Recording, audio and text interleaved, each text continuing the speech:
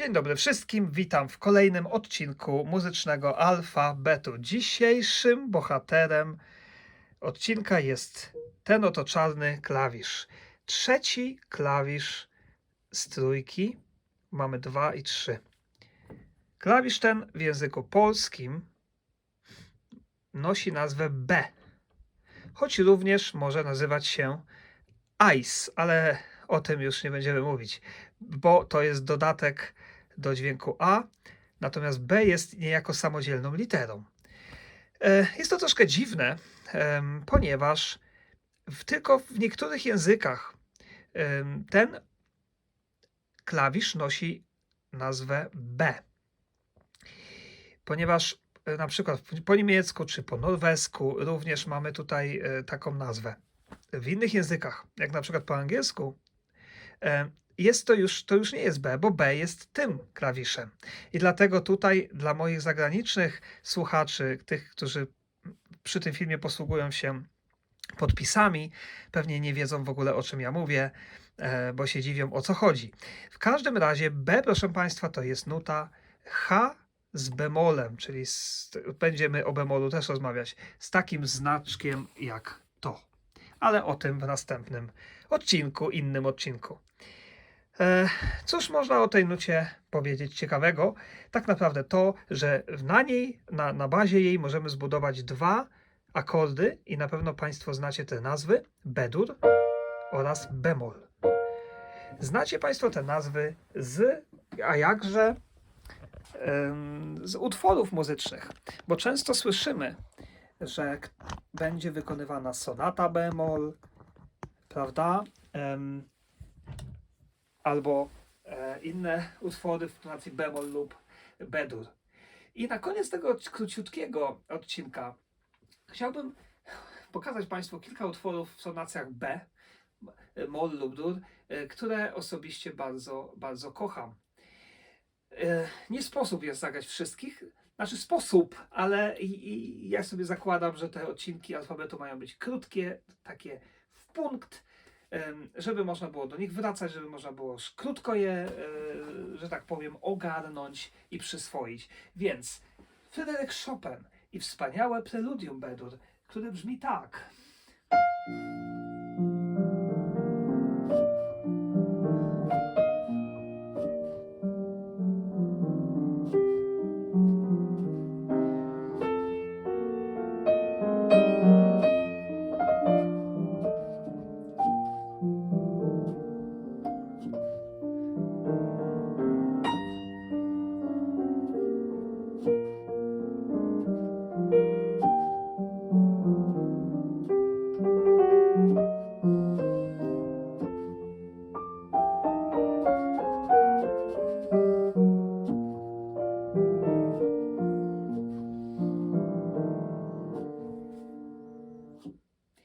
Sonata bemol. Przepraszam. Zaczyna się od dźwięku B. I teraz mamy akord bemol i dźwięk B, czyli już Państwo wiecie, jak pianista naciska. Trzecią nutę, trzeci klawisz czarny to jest B.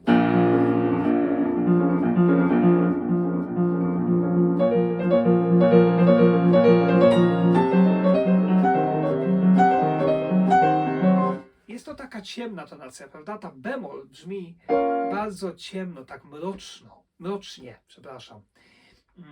Natomiast B-dur z kolei właśnie bardzo jasno. Ale każdy kompozytor miał troszkę inne odczucie tych tonacji. Jedna z moich ulubionych sonat w tonacji B-dur Ludwiga van Beethovena, niesamowicie trudna, skrajnie trudna, o niej też prawdopodobnie zrobię osobny odcinek. To jest sonata, której uczyłem się prawie rok, jak byłem niedługo po studiach. Sonata tak zwana wielka sonata na instrument klawisz młoteczkowy, czyli für das Hammerklavier. Początek tej sonaty brzmi tak.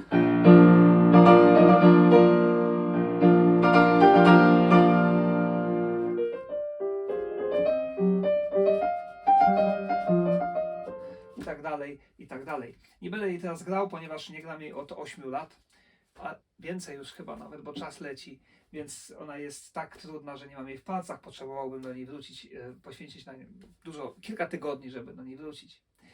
Ale do kolejnego utworu, który kocham, to jest, proszę Państwa, preludium w tonacji bemol tym razem, czyli tej ciemnej, Jana Sebastiana Bacha. I brzmi ono tak.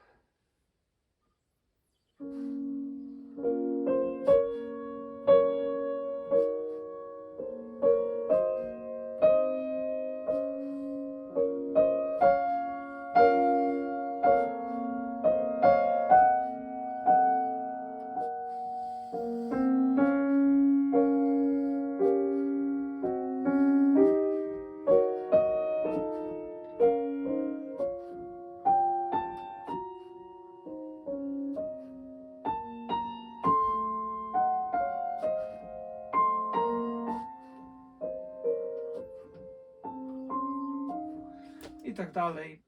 Polecam posłuchać. Ostatnim utworem, którego niestety nie umiem, ale jest moim wielkim marzeniem, żeby kiedyś go wykonać z orkiestrą, ponieważ to jest utwór z orkiestrą, to jest monumentalny, wspaniały koncert fortepianowy nr 2 Johannesa Brahmsa, właśnie w tonacji B-dur, który rozpoczyna się waltornią. Waltornia. I teraz wchodzi fortepian.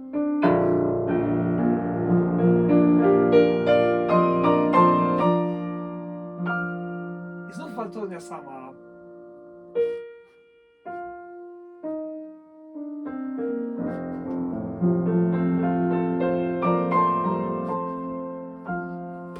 Krótka anegdota z mojego życia a propos tego koncertu, proszę Państwa.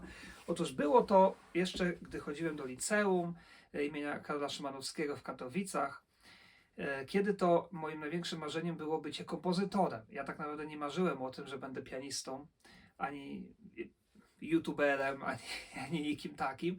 Po prostu chciałem pisać muzykę. I pamiętam, byłem, jak to nastolatek, no miałem mnóstwo pomysłów, wizji i miałem ogromne marzenie, żeby napisać koncert fortepianowy.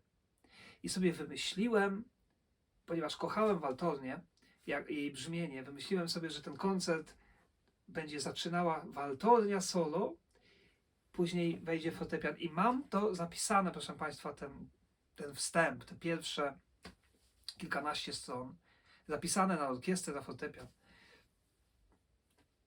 Oczywiście rozumiemy chyba wszyscy, że nie znałem jeszcze wtedy tego koncertu.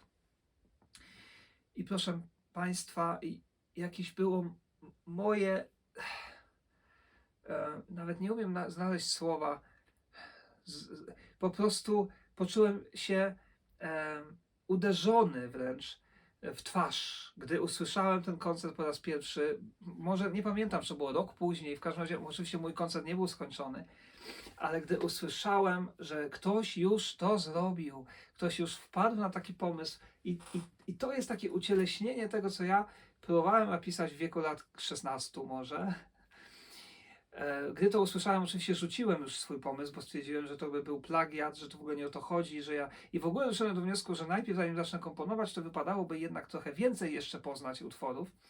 Ja jako młody pianista nie interesowałem się za bardzo, co ciekawe, muzyką fortepianową, proszę Państwa, tylko bardzo chłonąłem i słuchałem godzinami muzyki orkiestrowej, symfonii przede wszystkim, oraz wszelkich innych symfonicznych utworów. To była moja największa pasja. Więc ten koncert, nie pamiętam, może to było na Historii Muzyki, słuchaliśmy go, wstrząsnął mną, załamał mnie wtedy i zniechęcił do pisania mojego autorskiego, własnego koncertu fortepianowego. Kto wie, może jeszcze kiedyś w życiu przyjdzie taki czas, wymyślę jakiś inny pomysł, może flet piccolo zacznie gdzieś tu wysoko. Cóż, to tak pół żartem, pół serio. Dziękuję bardzo i zapraszam na kolejne odcinki. Do widzenia.